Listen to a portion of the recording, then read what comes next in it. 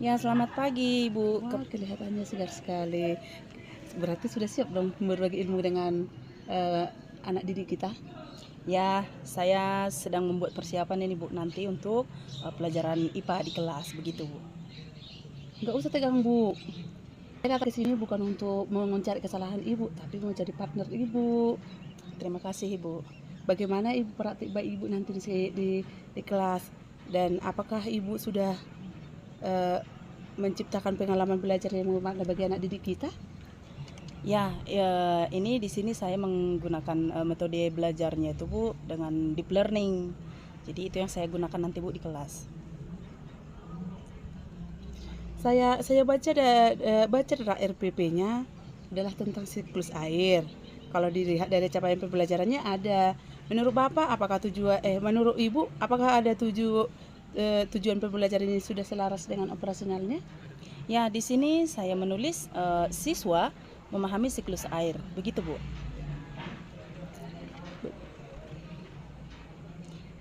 Oke, kata memahami itu kan sangat luas. Agar kita bisa melihat bukti konkret anak-anak sudah paham, kira-kira perilaku operasional apa yang ingin kita munculkan. Misalnya, apakah bisa menjelaskan dengan bahasa sendiri, membandingkan proses evaporasi dan transpirasi, atau menyimpulkan dampak penebangan hutan terhadap air tanah. Betul juga. Kalau begitu saya ubah menjadi begini aja ya, Bu. Siswa mampu menganalisis tahapan siklus air dan mencirikan pengaruh aktivitas manusia terhadap ketersediaan air tanah, begitu, Bu. Wah, itu luar biasa, Bu. Jauh lebih terukur dan jelas apa yang menjadi capaian anak didik kita. Selanjutnya, mari kita lihat strategi Ibu yang sudah siapkan. Apakah tahapan aktivitasnya seperti eksperimen dan toples tadi sudah menjamin siswa mencapai tujuan tersebut? Bagaimana cara Ibu memastikan prinsip deep learning? Nah, begini, Bu, saya berencana membagi mereka dalam kelompok untuk memecahkan kasus banjir di kota besar. Nah, mereka juga tidak hanya menghafal istilah, tapi berdiskusi mengapa air tidak bisa masuk ke tanah. Begitu, Bu. Keren. Jadi iya, ada proses transfer pengetahuan ke masalah nyata. Nah, apakah menurut Ibu tahapan ini sudah memberikan ruang bagi siswa untuk saling berkomunikasi atau mengkritis ide temannya? Iya, Bu.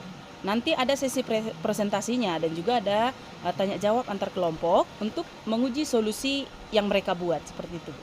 Luar biasa. Saya ini nggak sabar lagi ingin melihat Ibu langsung bagaimana anak-anak berdiskusi nanti. Di bagian aspek-aspek ingin Ibu saya amati lebih detail saat di kelas nanti. Mungkin di bagian cara saya memantik diskusi kritis anak-anak, Bu. Seperti itu, Bu. Siap, saya catat ya. Sampai ketemu di kelas dengan penuh kelumpuran ya Bu Milda. Siap, Bu. Terima kasih.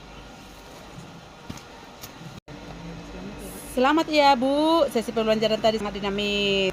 Saya melihat anak-anak sangat antusias saat simulasi hujan dalam toples. Apa saja bagian yang tadi sudah berjalan dengan baik sesuai dengan fokus observasi kita?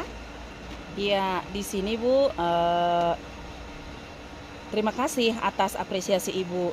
Menurut saya, bagian demonstrasi awal itu berhasil menarik perhatian siswa. Mereka juga terlihat penasaran. Kemudian, mereka sebagian kelompok juga berjalan lebih tertib dibanding pertemuan sebelumnya. Begitu, Bu. Saya setuju. Transisi mulus sekali. Nah, jika melihat kembali ke ketujuan pembelajaran operasional kita tadi, siklus air. Apakah Ibu merasa tujuan tersebut sudah tercapai oleh semua siswa? Secara umum sudah tercapai, tapi saya merasa di kelompok belakang masih ada 2 siswa yang hanya menuliskan istilah tanpa benar-benar paham prosesnya.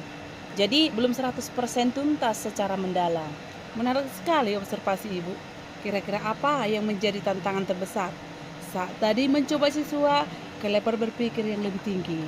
Ya, tantangannya adalah memancing mereka untuk menghubungkan siklus air dengan masalah beton di kota. Berapakah anak masih terpaku pada hafalan, istilah evaporasi dan kondensasi saja? Demikian, Bu.